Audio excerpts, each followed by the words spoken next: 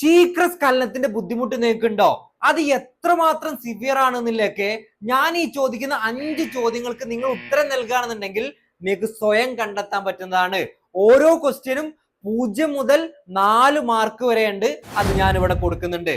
ഏറ്റവും ആദ്യത്തെ ചോദ്യം എന്ന് പറയുന്നത്, നിങ്ങൾക്ക് സ്ഖലനം സംഭവിക്കുന്നത് മാക്സിമം ഡിലേ ചെയ്യാൻ പറ്റുന്നുണ്ടോ, അതല്ലെങ്കിൽ നിങ്ങളുടെ ആഗ്രഹത്തിനനുസരിച്ചിട്ടാണോ ശുക്ലം പോകുന്നത് എന്നുള്ളതാണ്. രണ്ടാമത്തെ ചോദ്യം, ഇത് ഇങ്ങനെയല്ല, നിങ്ങളുടെ കൺട്രോൾ ഇല്ലാതെയാണ് ശുക്ലം പോകുന്നത്.